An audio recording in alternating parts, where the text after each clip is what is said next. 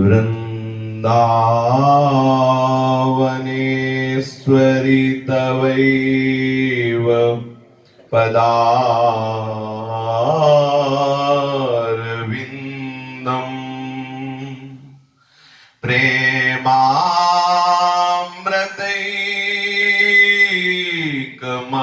प्रेमामृतैकमकरन्द रसौघपूर्णम्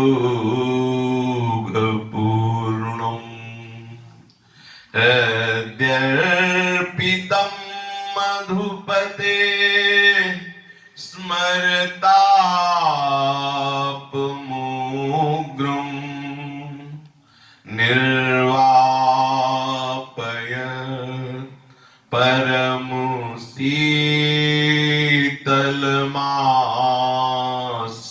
परमशीतलमाश्रयामि निर्वापयत्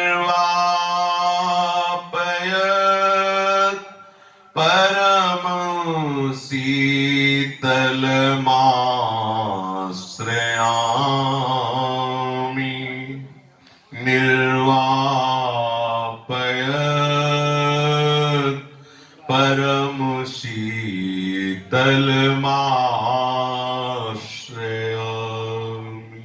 श्रीमद् श्री वृंदावन धाम की जय। श्री वृंदावन श्री वृंदावन श्री वृंदावन श्री वृंदावन प्राण वृंदावन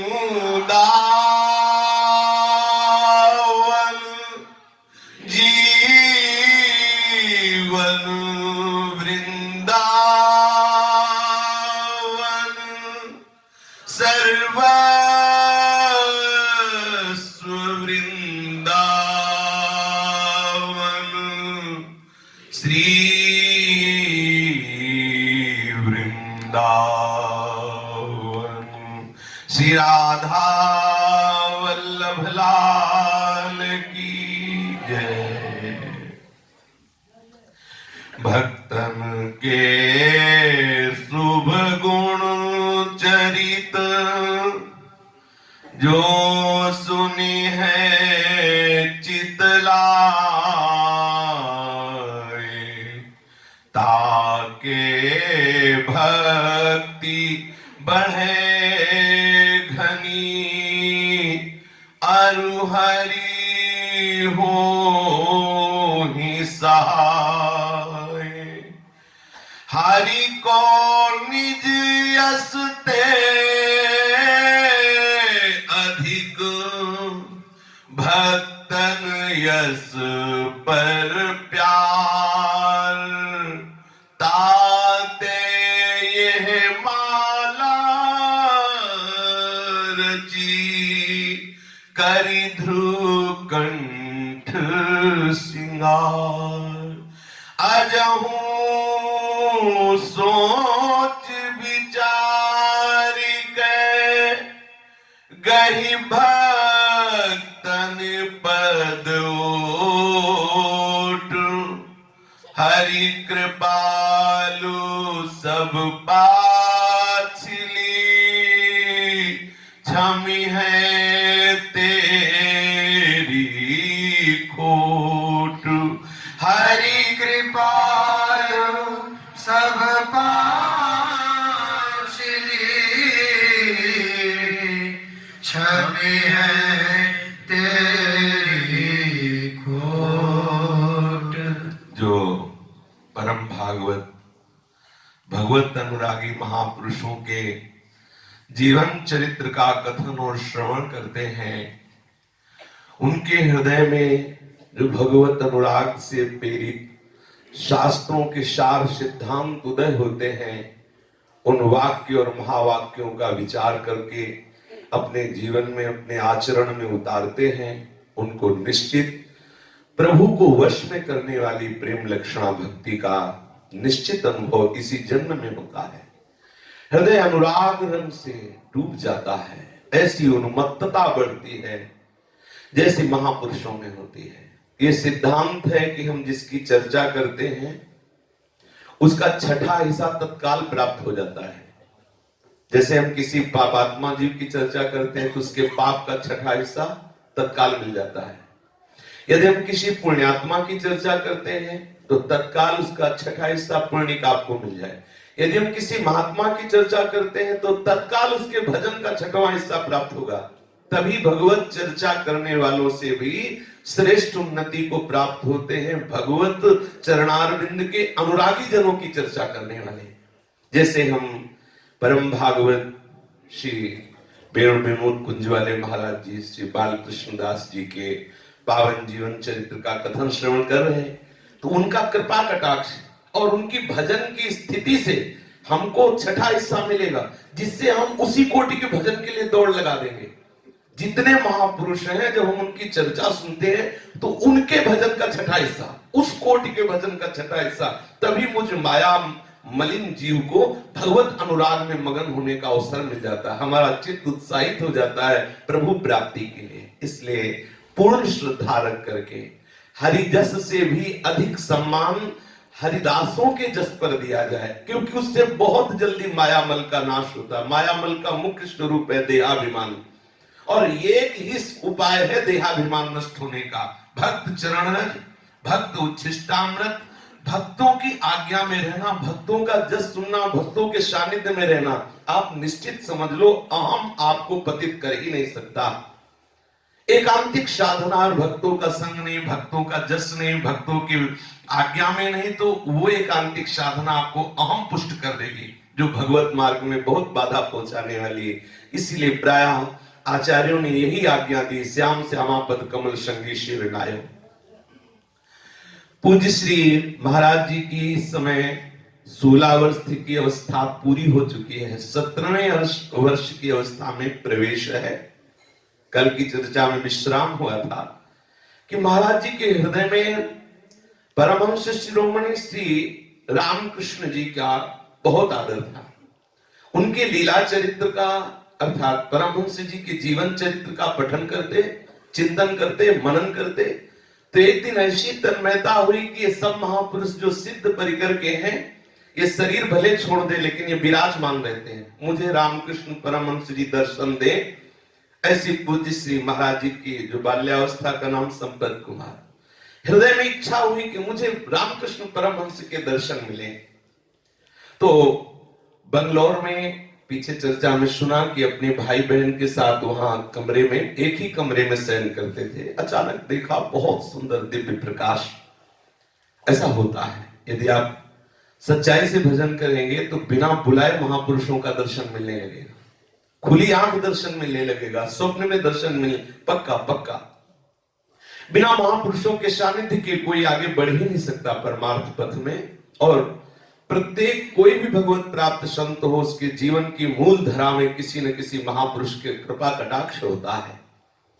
श्री बालकृष्ण दास जी महाराज अंतर से सदैव श्री कृष्ण अनुराग में डूबे रहते थे। ये जो भगवत चरणारविंद के अनुराग में डूबे हुए महापुरुष हैं, उनके जीवन से हमको वो शिक्षा मिलती है कि हम कैसे आगे बढ़े। पहली बात, हम किसी महापुरुष के चरित्र को पढ़ रहे हैं तो हमें पूर्ण विश्वास है कि महापुरुष इस समय विराजमान है। महाराज जी ने स्वयं जीवन में इस बात का अनुभव कराया।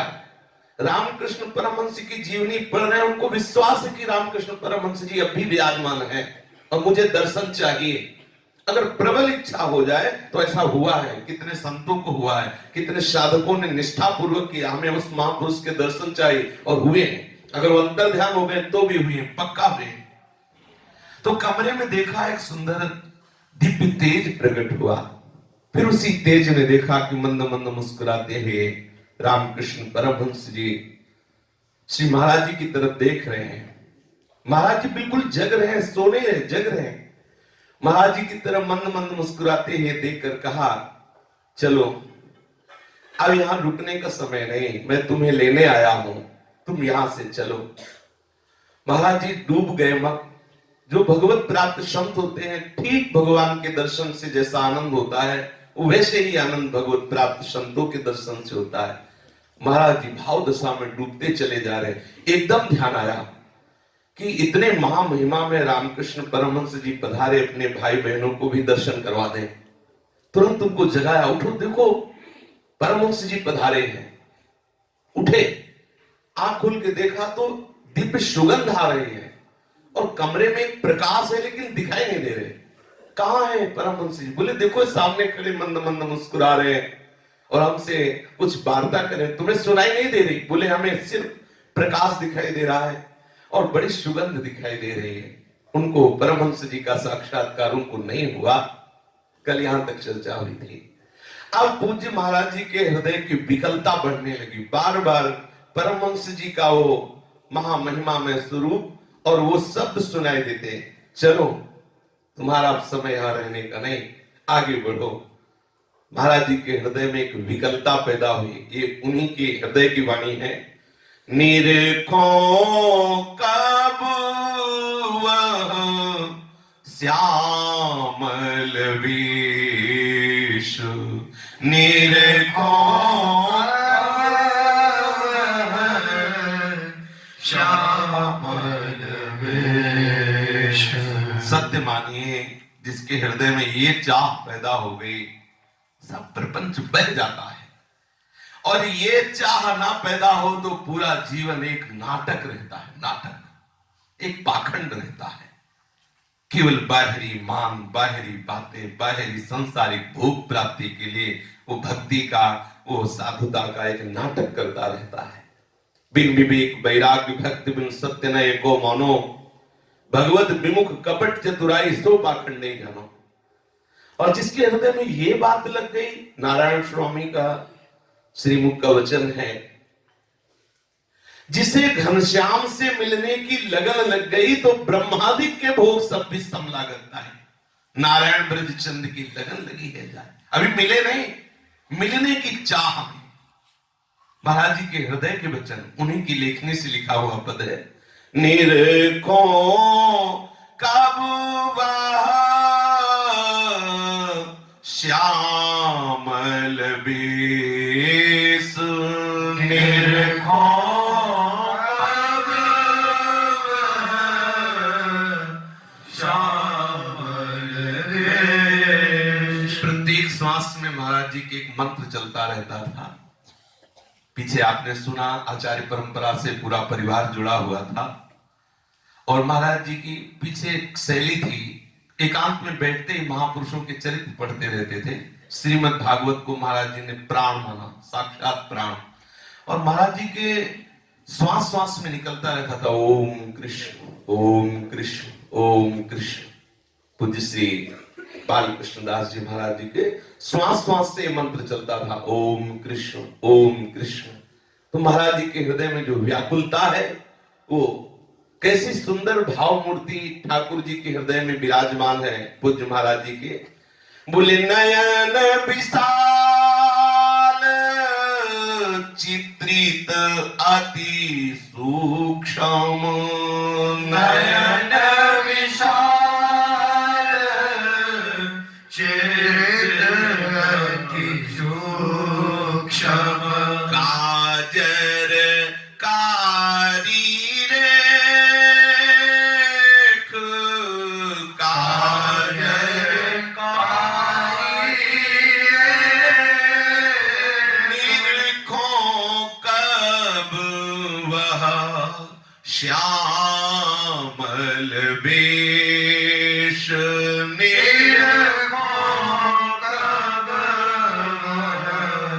श्यामल वेश। कब मैं ऐसे श्याम सुंदर को अपने नेत्रों से देखूंगा जो अरविंदाक्ष है, कमल दल लोचन है, विशाल नेत्र है। उन नेत्रों में कितने सुंदर मनमोहक चंचलता है और कितना सूक्ष्म, कितनी पतरी काजर की रेख है। कब मैं उन नेत्रों को निरखूंगा। चंचल इत उत झूमत चाहूं दिसी चंचल झूमत चाहूं दिसी कठिन ही मान अवलेख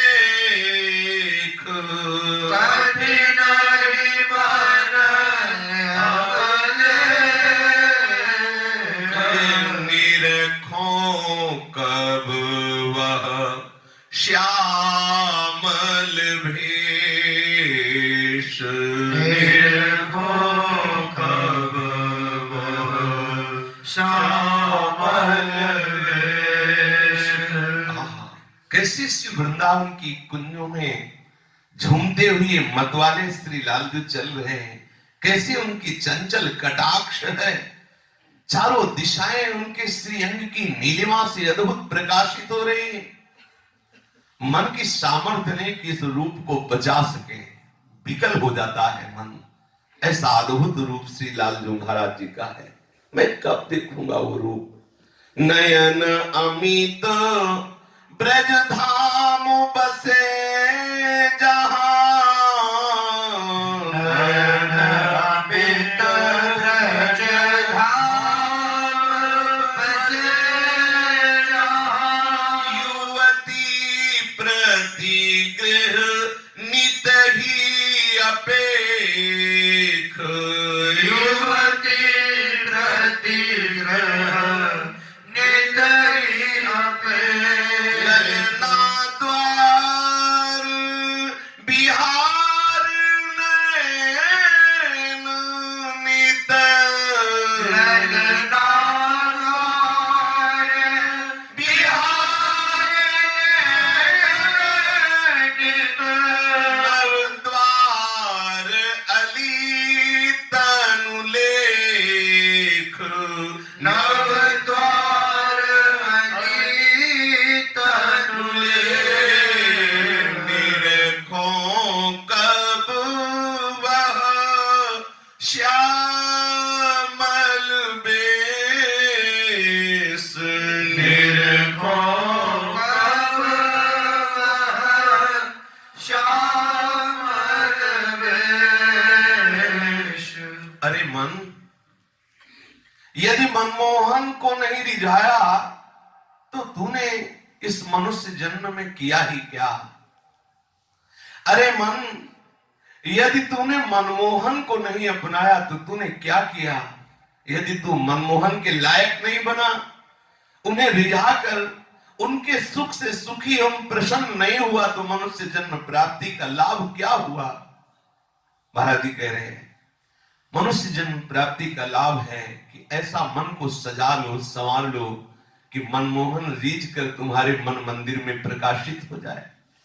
ऐसे मन की स्थिति बना लो कि जिसमें मनमोहन प्रसन्न है वही हमारी प्रसन्नता का स्वरूप हो जाए। जोई जोई प्यारो करे सोई मोहि भावे। नित्य नूतन प्रतिक्षण वर्धनीय रूप माधुर्य लहरियों में यदि तुम्हारा मन लहराया नहीं तो क्या मनुष्य जीवन में तुमने प्राप्त किया। यदि प्राण प्यारे अपने अधरों पर विराजमान करके जो वंशीनाद करते हैं, वो उन्मादकारी वंशीनाद तुम्हारी श्रवणेंद्रिय में यदि सुनाई नहीं दिया तो क्या प्राप्त किया तुमने मनुष्य जन्म प्राप्त करके। यदि ललित त्रिभंगी लालजू के श्री चरणों की नूपुरों की ध्वनि तुम्हें श्रवणेंद्रिय में नहीं सुनाई दी तो क्या तुम्हारा जीवन। यदि तुमने भर नेत्र ललित त्रिभंगी लालजू के नृत्य को नहीं देखा तो तुमने क्या देखा। अरे मन, इस मानव जीवन का अलग लाभ है श्याम सुंदर का दर्शन प्राप्त कर लेना। भुवन विमोहन नटवर कला निधि आनंद कंद नंद नंदन के वो सुंदर कर कमल का मटकाना, वो बड़ी उन्मत्तता से गजराज की तरह उनका चलना, उनकी ग्रीवा की मुरन, उनकी कमर की झुकन, उनका वो हाव भाव कटाक्ष, उनकी वो माधुर्यता एक से एक बढ़ करके है। अरे मन, यदि तूने ऐसे मनमोहन को नहीं देखा तो धिक्कार है। अरे मन, यदि तूने ऐसे मनमोहन को देख करके नाचा नहीं, उन्मत्त नहीं हुआ, तो तूने क्या प्राप्त किया? तेरे मानव जन्म की सफलता यही है कि ऐसे लालजू का दर्शन प्राप्त कर ले, सदा सदा के लिए सानिध्य प्राप्त कर ले। चतुर्दश भुवन 14 लोकों में कोई ऐसा नहीं जिसको ये हमारा मनमोहन विमुग्ध न कर दे, मोहित न कर दे। समस्त भुवनों को मोहित करने वाला एक काम है। ऐसे करोड़ों काम हमारे लालजू की मंद मुस्कान से मूर्छित हो जाते हैं। कोटि काम लावण्य बिहारी, चाहे वो जलचर हो, चाहे नभचर हो, चाहे थलचर हो, चाहे पाषाण हो, नदी हो, वृक्ष हो, कोई ऐसा नहीं जो श्याम सुंदर को देखकर मुग्ध ना हो जाए, जिसका हृदय प्रेम से द्रवीभूत ना हो जाए, जिसकी चंचलता नष्ट ना हो जाए। यहां तक कि स्वयं मनमोहन भी मोहित हो जाते हैं, ऐसा सुंदर रूप है। अरे मन, एक बार तू देखने की चेष्टा कर, एक बार उनकी समस्त हृदयों को चुराने वाली वो मंद मुस्कान देखने की लगन लगा।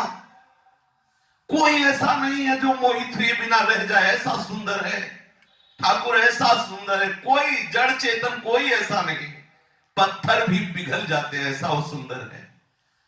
समस्त प्रकृति झूम उठती है, ऐसा वो सुंदर है।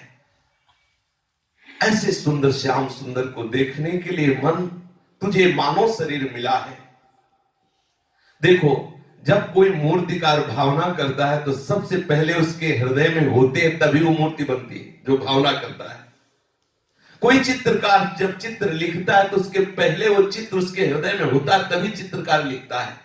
तो निश्चित समझ, तेरे हृदय में श्री कृष्ण विराजमान है, तभी तेरे हृदय की मांग है श्री कृष्ण की।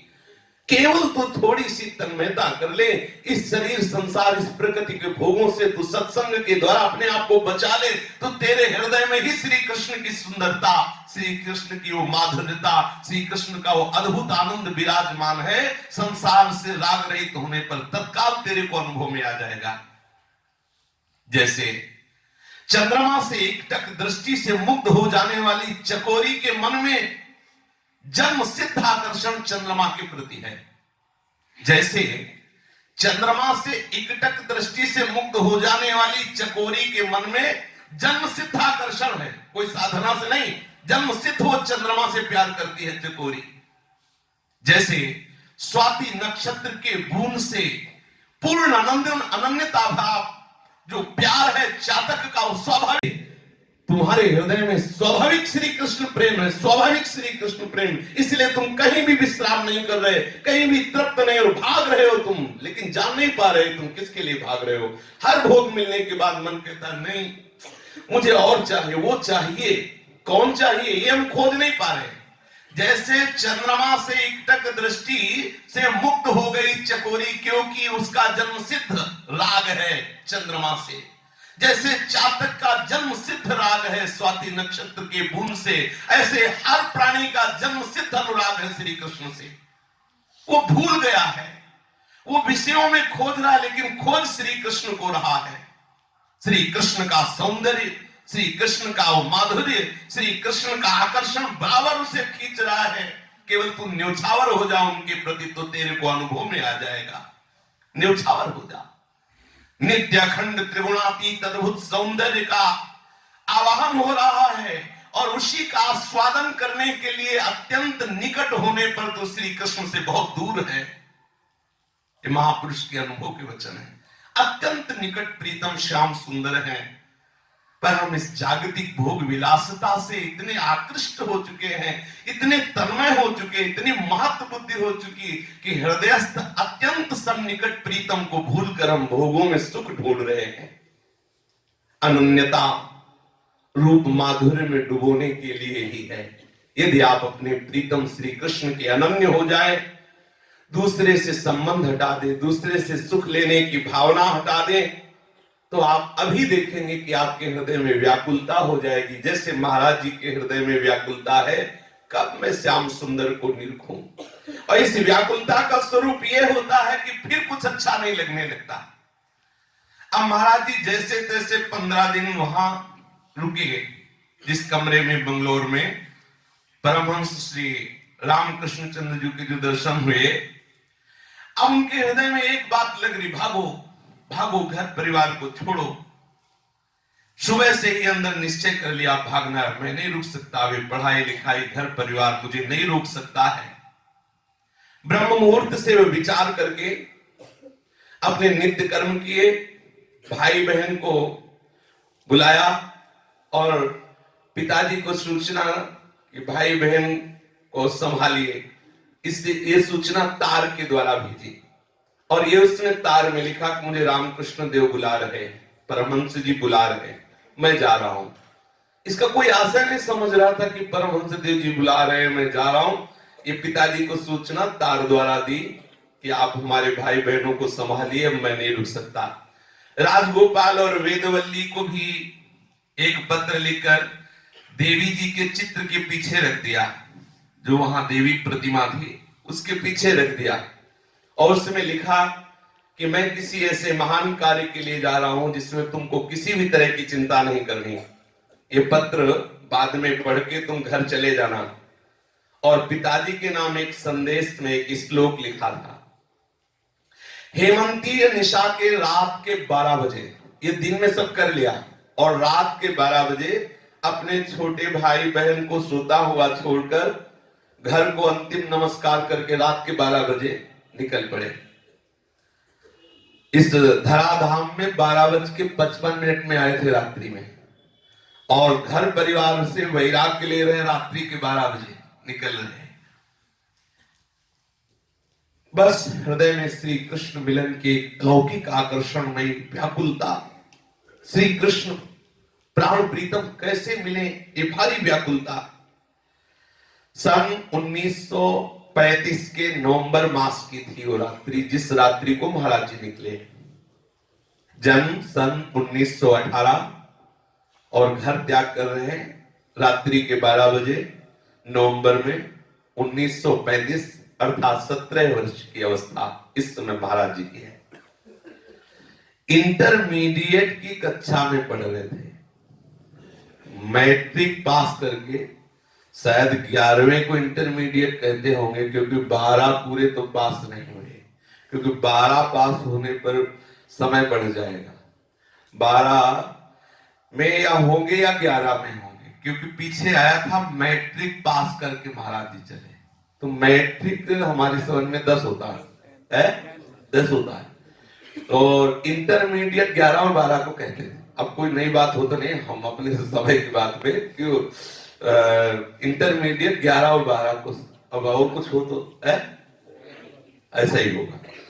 अब लौकिक अध्ययन का परित्याग हुआ और लोकोत्तर विषय की पढ़ाई महाराज जी की प्रारंभ हुई। वैसे अभी प्रारंभ नहीं हुई, वो तो शुरू से ही प्रारंभ है, शुरू से ही भगवत अनुराग में है।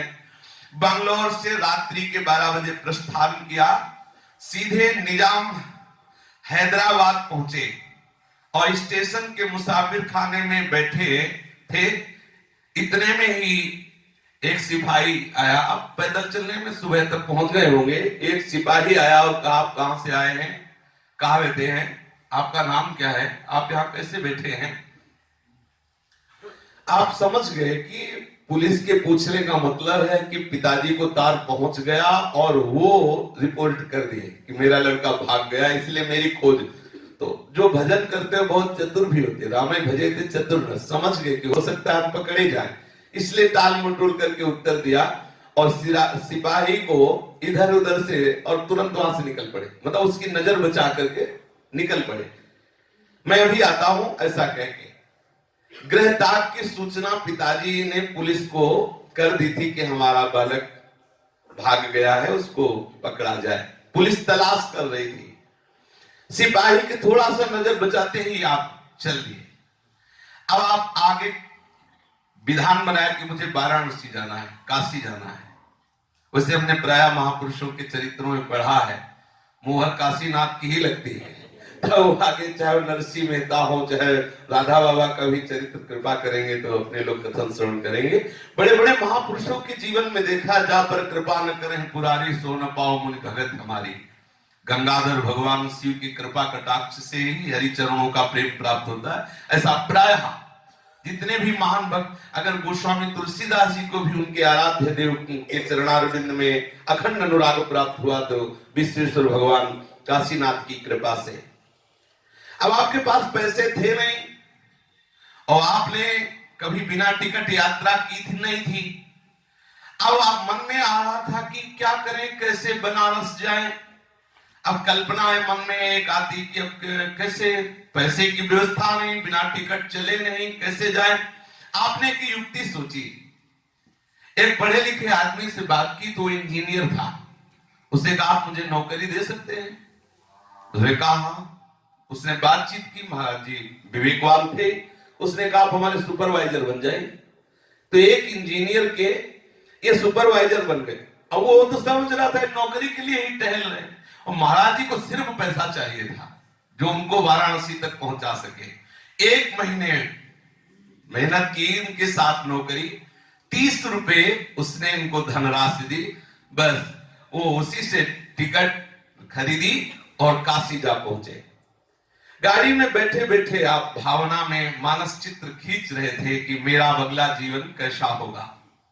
आप अपनी भावना में काशी गंगा के पावन तट पर विचार कर रहे हैं कि काशी कैसी होगी। बहुत सुंदर सघन वृक्षावलियां होंगी, महात्माओं की फूस की झोपड़ियां होंगी, बड़े बड़े महात्मा बैठे हुए वेदांत चिंतन कर रहे होंगे। ऐसा महाराज जी सोच रहे थे। जो महात्मा कंदमूल फल खा करके काशी में रह रहे होंगे, आज उनको हमें दर्शन करने का सौभाग्य मिलेगा। कैसा एकांत होगा काशी, खूब गंगा जी के किनारे संत महात्मा बैठे होंगे। बस इसी विचारों में मगन जब काशी पहुंचे तो हर विचार से उल्टा बड़ी बड़ी बिल्डिंगें और खूब जन समुदाय, कहीं वृक्षावली आपको देखने को नहीं मिलेगी। खूब बड़ी बड़ी बिल्डिंगें बनी। और महाराज जी भावना में सोचे थे काशी बनारस मतलब लता, जैसे कोई वृंदावन, तो वृंदावन उसके दिमाग में आते ही आता है, वृंदावन का मतलब वन, और खूब साधु महात्माओं की कुटिया है। और ये पता नहीं कि जितनी बड़ी बड़ी बिल्डिंगें हैं वो सब यही वन में विराजमान है। अब काशीपुरी में पहुंचे, स्टेशन से बाहर उतरे तो उनकी भावना से बिल्कुल विपरीत। खूब कोलाहल, चहल पहल, जन समुदाय, नागरिक वातावरण, सब। पतित पावनी भागीरथी गंगा में स्नान किया और सबसे पहले भगवान विश्वनाथ जी के दर्शन किए। बड़ी शांति मिली भगवान शिव की कृपा से। तत्पश्चात आपने संपूर्ण काशीपुरी में खूब भ्रमण किया, जगह जगह दर्शन किए। एक वैभवशाली विशाल नगरी थी काशी नगरी। उनके मन में था कि कोई जंगल, वैसे काशी का एक नाम है आनंद वन, आनंद वन कहा जाता है। शास्त्रों बड़े बड़े महल, गृह परिवार, ऐसा। लेकिन एक विचित्रता है, जैसे वृंदावन में साधारण से भी साधारण आपको राधा नाम का आसक्त मिलेगा, ऐसे काशी में साधारण झाड़ू लगाने वाला तुम्हें वेदांत का उपदेश करेगा। हम रहे इसलिए हमें पता है। एक झाड़ू लगाने वाला उपनिषद तत्वदर्शी वेदांत तत्व का ज्ञाता होगा। ये हमने देखा है काशी नगरी का चमत्कार, जो मूल वहां का है। कोई बाहर का जाके रह रहा हो वो बात अलग। जैसे मूल यहाँ का ब्रजवासी हो तो ठसा है उसके अंदर कृष्ण और राधा का प्रेम पक्का। जो मूल यहाँ का ब्रजवासी, उसके चाहे वो जैसे आचरण करता हो, उसके रोम रोम में, उसके खून में वो परमाणु है जो प्रिया प्रीतम के प्रति आसक्ति वाले हैं। ऐसे काशी में एक सोहनी लगाने वाला वेदांत का उपदेश कर सकता है। ज्ञान खान यज्ञान जहां बस्तंभ भगवान, ये अनुभव किया, देखा है। घनी बसी हुई काशी नगरी, जहां ना कहीं एक लता का दर्शन हो रहा है, ना किसी गुल्म का। महाराज जी ने सोचा था वहीं रहेंगे लताओं के नीचे, वो बहुत आनंद पूर्वक बड़े बड़े महात्मा मिलेंगे जो कंदमूल फल खाते। भावना में दूर से देखा गंगा का अद्भुत शोभा दिखाई दे रही है। अब वो घाटों में गंगा तट पर विराजमान होते, खूब भगवान नाम स्मरण करते और भिक्षा के द्वारा अपना उदर पोषण करते। कहीं भिक्षायाटन करते, मिल जाता पा लेते, घाटों में किनारे आकर के एकांत में भगवती स्मरण करते। कहीं कहीं नागरिकों का कोलाहल, जो विलासी जन है नाव पे बैठ करके संध्या काल में गंगा जी में ऐसे विहरण करते। कोई गंगा स्नान कर रहा है, कहीं विद्यार्थी लोग बैठे वेदांत की वार्ता कर रहे हैं। महाराज जी रोज गंगा स्नान करते, रोज विश्वनाथ जी के दर्शन करते, एकांत घाटों में रहते काशी में, और रोटी मांग करके, माधुकरी मांग करके पाते। यहाँ कोई उनका विशेष स्थान नहीं, किसी आश्रम में नहीं रहे। जहां भी गंगा किनारे लगता एकांत है, वहीं बैठते, वहीं सो जाते, भिक्षा के द्वारा उधर पोषण कर लेते। इस प्रकार आप कुछ काल तक काशी जी में रहे। फिर विचार आया कि अब हम तीर्थाटन करें, घूमें, महात्माओं के दर्शन करें। कभी वो पैदल चलते, कभी कोई मिल जाता, महाराज कोई सेवा बताओ, तो कह देते हमें टिकट खरीदा दो। जहां के लिए कहते वहां की टिकट मिल जाती। कभी टिकट से यात्रा करते, कभी पैदल यात्रा करते, पर ऐसा अपने पास नहीं रखते। प्रारंभ में ऐसा ही होता है। जितने भी अच्छे महात्मा हुए हैं, खूब उनका घोर वैराग्य में जीवन होता है। यदि कभी किसी ने पैसा दे दिया तो आप उसे तुरंत हटा देते थे, पास नहीं रखते। कोई खाद्य पदार्थ दे दिया तो जो आवश्यक है वो ले लेते और बांट देते। कोई भी वस्तु संग्रह परिग्रह नहीं करते, पास नहीं रखते। बस एक वस्त्र और जलपात्र, कभी कभी तो जलपात्र भी फेंक देते। ऐसा होता है। जब वैराग्य बढ़ता है तो शरीर बिल्कुल शरीर राग की धज्जियां उड़ जाती हैं। अनिकेत और निरंतर भ्रमणशील, परिग्रह रहित नई अवस्था है।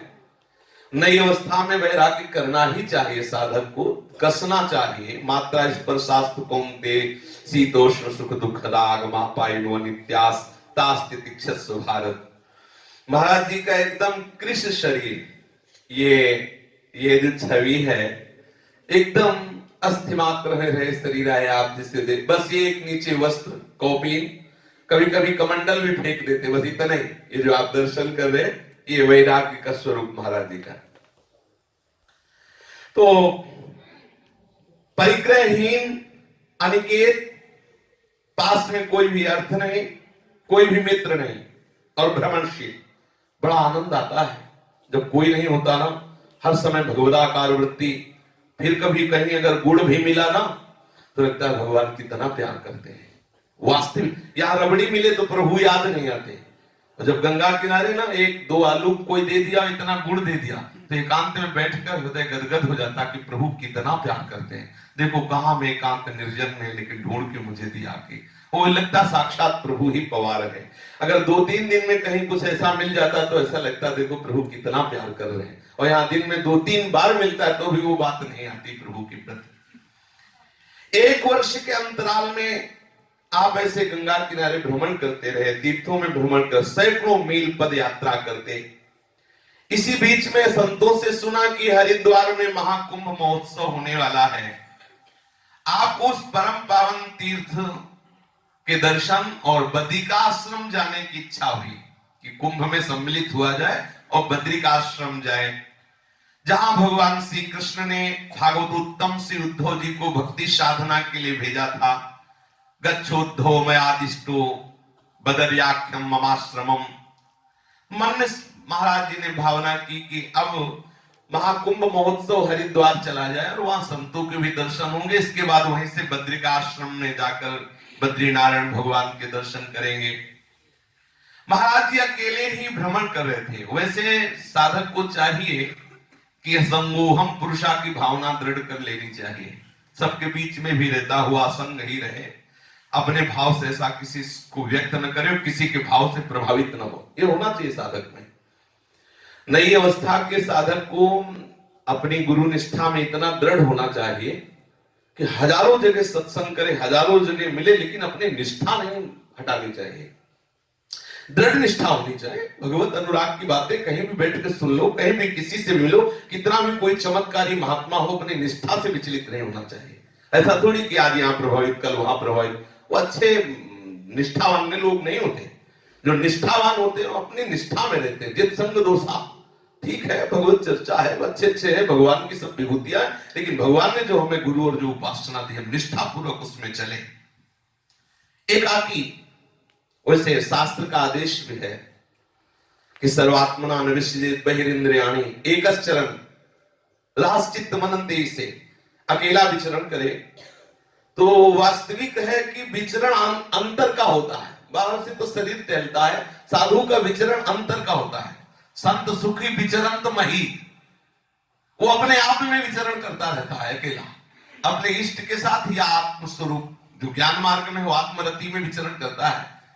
जो भक्ति मार्ग में वो कृष्ण रति में विचरण करता है, लेकिन रहता अकेला, असंगोहम। एकांत में बैठने पर देखो आप कितना संग किए हो कि असंगोहम हो। यह है वास्तविक विचरण। संत सुखी विचरण तो नहीं।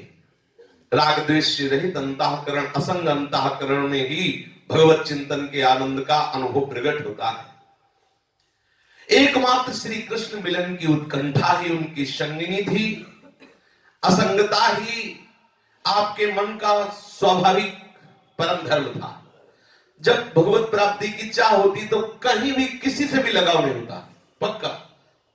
जब अपने शरीर से नहीं होता तो औरों की बात क्या।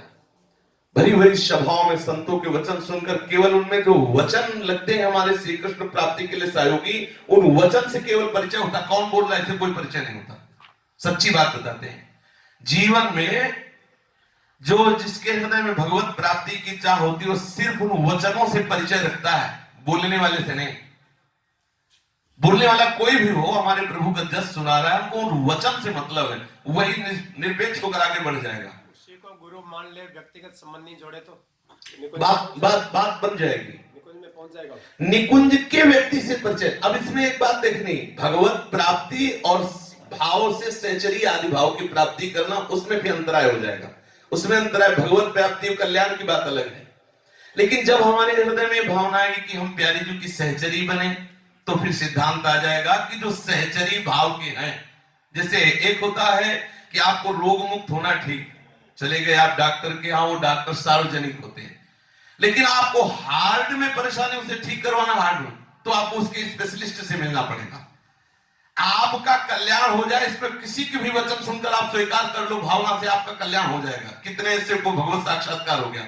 लेकिन जब भाव देश में प्रवेश होने की बात आएगी तो उस देश को भाव में लाने के लिए भगवान ही आचार्य रूप से अवतरित हुए। अब उस परंपरा से, उस आचार्य से, उस रसिक से आपको जुड़ना होगा। बिना जुड़े, आचार्यों ने गाया, ना पाई है बिन स्वामी यह खेल, विपिन बसत वैराग्य जित जो लड़काई खेल। यदि आचार्यों से ना जुड़ा जाए तो बिना आचार्यों के जुड़े कोई उस भाव देश को प्राप्त नहीं हो सकता। ऐसा महापुरुषों के वचन में, स्वामी हरिदास जी के परिकर में इस बात का नाद किया गया कि ना पाई है बिन स्वामी अकेल। बिना हरिदास जी के चरणों में कोई गए, चाहे कि मैं वृंदावन वास करके खूब तप परायण रहकर वैराग्यवान बनूं, कल्याण हो जाएगा। लेकिन वो ललिता भाव को प्राप्त होकर प्रिया प्रीतम बिहारी बिहारी जी को रिझावे, असंभव। ऐसे हमारे यहाँ सेवक जी महाराज ने कहा, द्वार के मोहिन पावत। ध्रुवदास जी ने कहा, रे मन रसिकन संग में रंचन उपजय प्रेम। प्रायः बोले कहो कृपा उपजय के भांति, बोले रसिकन संग फिरो दिन राती। तो रसिक महापुरुषों के चरणों का आश्रय लेकर रस परंपरा से आई हुई उपासना को स्वीकार करके वो रस देश में प्रवेश पा करके रसमयी सहचरी होकर के रसमय प्रिया प्रीतम की सेवा में पहुंच जाएगी। यह सिद्धांत है। श्री राधा श्यामा जय जय श्याम, जय जय श्री वृंदावन धाम। जय जय श्यामा जय जय श्याम, जय जय श्री वृंदावन धाम।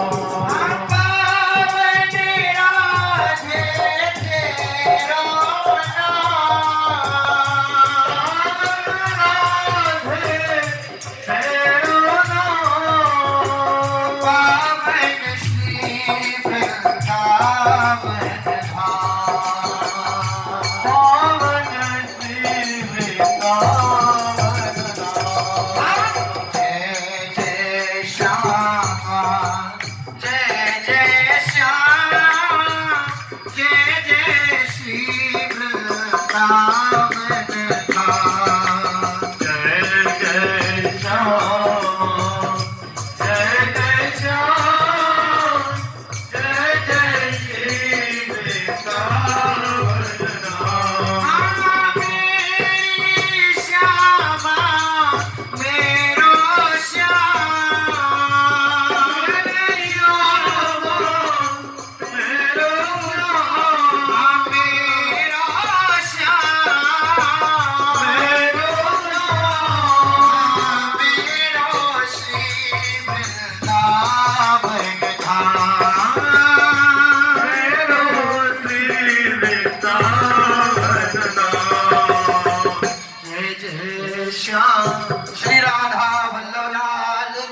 जय